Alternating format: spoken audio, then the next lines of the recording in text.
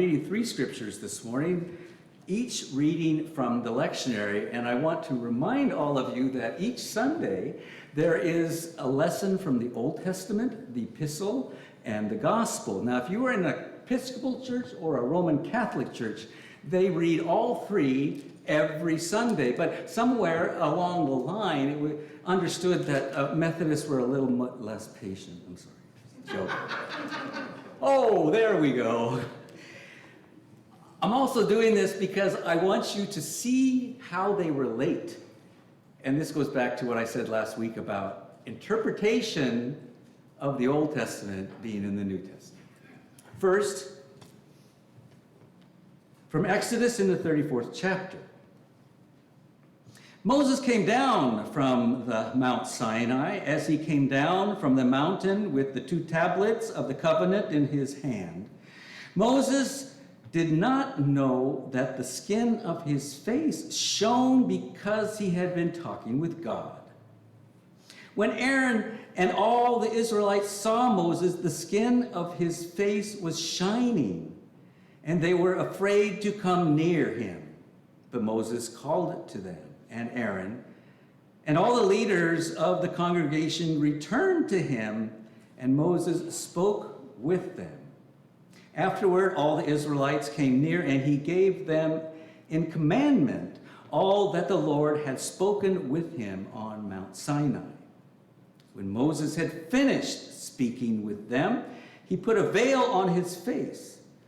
But whenever Moses went in before the Lord to speak with him, he would take the veil off until he came out. And when he came out and told the Israelites what he had been commanded, the Israelites would see the face of Moses, that the skin of his face was shining. And Moses would put the veil on his face again until he went in to speak with God. Second reading, the epistle comes from Paul's second letter to the Corinthians, and this is in the 3rd chapter.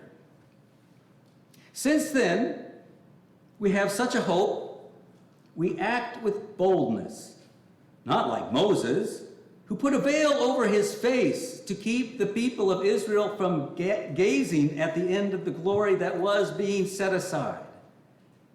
But their minds were hardened.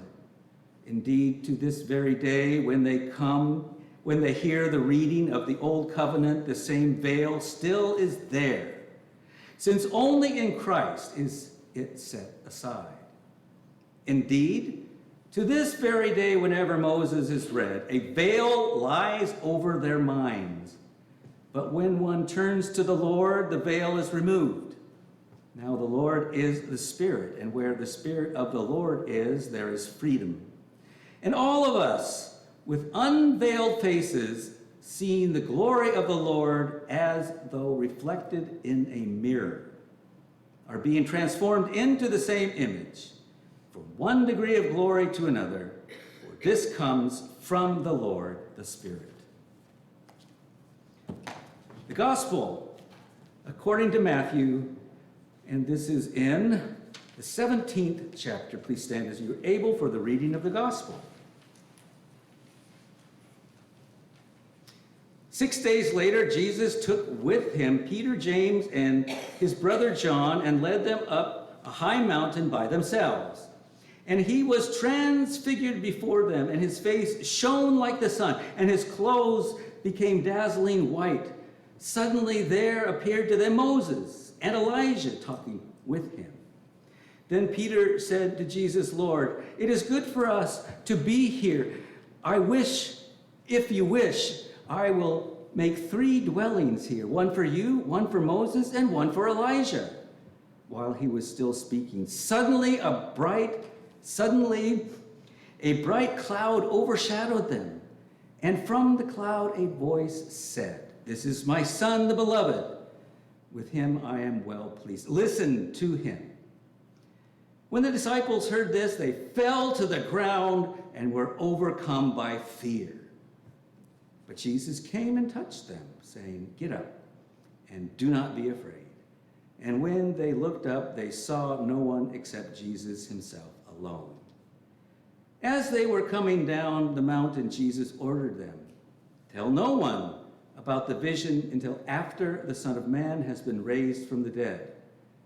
And the disciples asked him, "Why then do the scribes say that Elijah must come first?" He replied, "Elijah is indeed coming and will restore."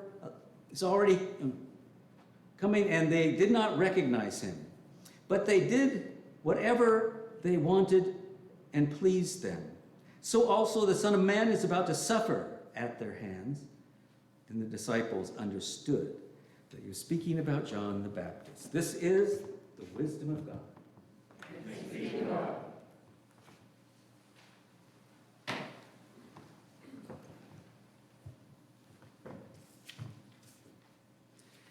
Have you all ever had a really bad day?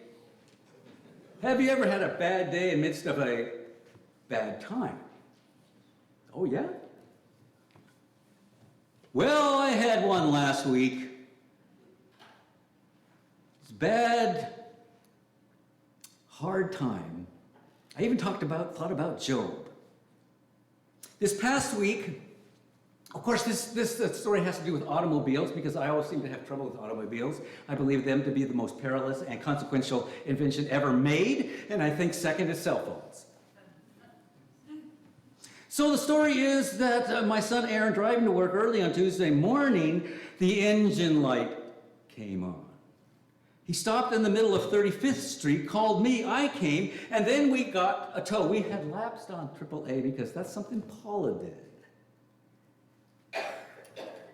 We located a company that said it was located in Mill Creek. Great. They'll know where we are. It turns out that was not correct, because we kept saying to this person, we're on Mill Creek, we're on 35th, just south of 132nd. Who in Mill Creek doesn't know where that is? He had us going down to Seattle.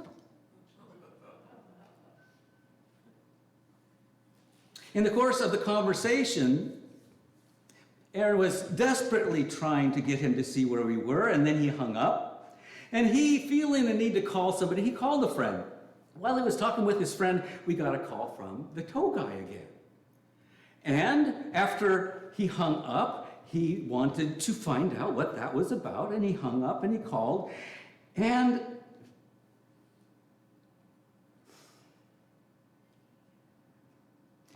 he left a message. That's right. I'm trying to remember this. He left a message, and he said, "Did you see the message?" And we did not see the message, because the message was only his name, and it didn't have the actual message. So he kept saying, "I left you a message. I asked you a question. Why didn't you answer?" It was a simple question. What's going on? Because we didn't hear a message. It's a simple question. There was no message. Are you calling me a liar? No. We just want to get a tow.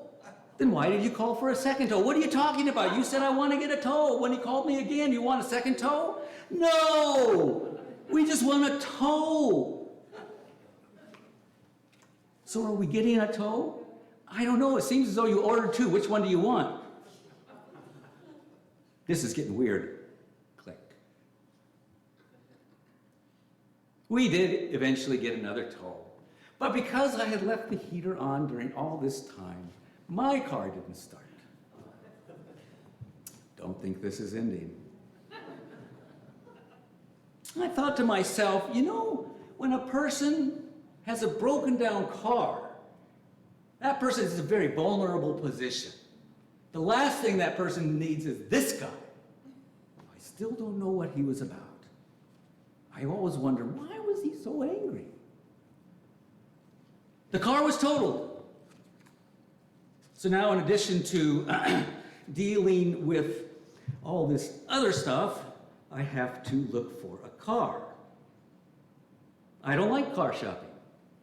I actually hate it. What do you know, my friend Gloria, who's down in Des Moines, she's selling a car. Great. We're just going to go get that car. And so Aaron and I go down to see Gloria. We have a wonderful dinner at, Red Robin. And we're back, and she says, "Oh, don't drive the car home, because I have 2 or 3 rides with AAA. She kept her AAA. So the car was towed the next morning up to our house. Right when the tow is leaving Des Moines, Gloria calls me and says, I just need to let you know, the engine light's on. Imagine the silver thread of anxiety dancing down my spine.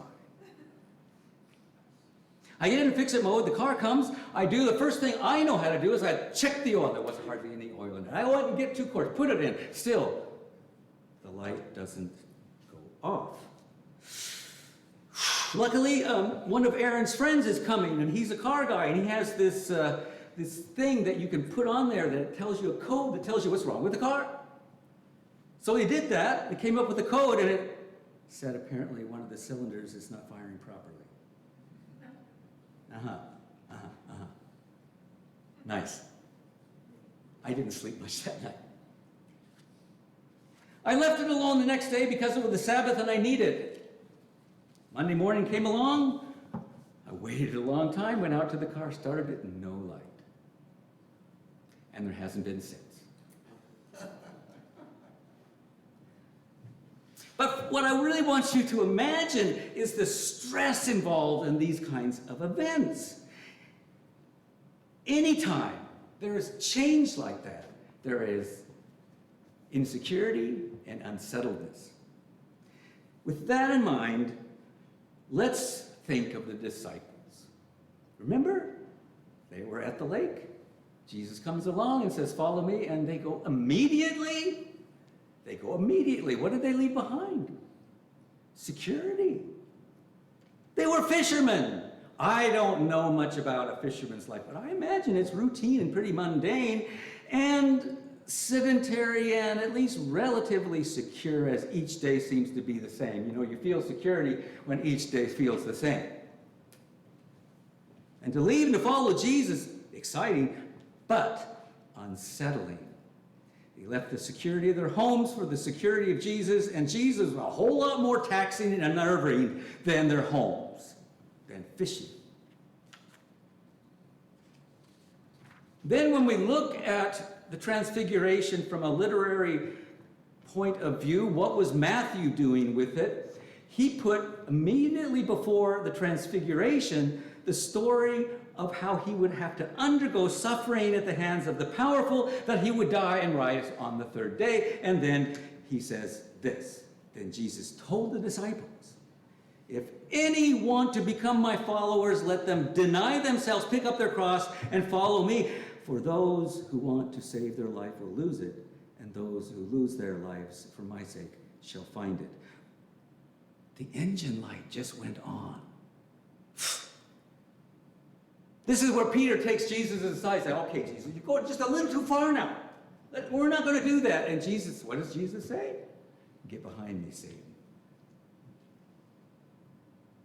Jesus didn't say any of this when he invited him at the lake. Maybe they should have consulted a lawyer. They're going to lose their lives. How far do we have to go following this guy? I imagine they felt unsettled, disturbed, maybe perturbed. They wanted to go back and fish. Heck, they felt like they'd given up all their security. Can we imagine how that feels? During all the difficulty I had with the cars, I just wanted to get away, but I didn't have a car. Now let's imagine Jesus watches the disciples lying on the ground, depressed, fearful. They're so afraid. And he knows what they're feeling, and he invites, and he says to them, it's kind of like, I think of the Transfiguration as a pep talk in the midst of such anxiety and trouble. Here we go, we're going to get there. Yes, you have to give up on your ego and seeing yourselves as the end of creation. You have to consider your property, your bank account, your relationships, and all the things you think are secure, but are an illusion. The security of every day can be taken away very quickly. And then we have a very bad day. One of the things that is transfigured in the Transfiguration is the perspective of the disciples. Being transfigured from being egocentric to being Christocentric, which means centered on Jesus. Where we see that our true security, belonging, and hope is in Jesus. Not in anything that we can conjure, our knowledge, our success. Jesus is the one who will bring security. And our ultimate dependence is on him. Not on our entertainment, not even in our families, certainly not in our cars, although I think people feel that way. When we have one of those really bad weeks in the middle of a pandemic, for example, and we want to hold on to something or just run away, who do we depend on? Ourselves? Americans are proud of being self-reliant, but it doesn't work. Who do we call upon? I'd like to think of the Transfiguration as a reminder in the middle of the story of where our true home is, who we are justifiably dependent upon, who the disciples justifiably needed to depend upon, encouraging their weary and battled feelings. And I believe that can be true for us. Now, you all know I'm still going through stuff in my house. Came around this big bag of New Yorker cartoons. For years, I took the New Yorker and I cut out cartoons and put them in this bag and forgot about it. Well, there they were, and there were some really funny ones. This is the one that really caught me. A man is with his counselor. He's lying on the couch, and the man says, "I did seize the day, but then it seized me right back, used some kind of jujitsu move and flipped me on my ass. That's it. That's my life." How do you seize days that suck? During that oh so terrible week, in the midst of the terrible time when we think we just need to seize the day, or when our asses get flipped, we're told to shake it off because we're Americans. Set it aside. Try again later. But I don't think that's true. We seize the day because we are looking for God in the day. We need to learn to be reminded of God's promises in each day. And we need to seize the Transfiguration as a symbol and reminder of our ultimate hope. Hope is not attached to specific outcomes, but to a certain God revealed to us by Jesus Christ through the Holy Spirit. And hope sees more than a day, or many days. Hope is in Jesus Christ. In any circumstance, in all circumstances, even when the engine light goes on.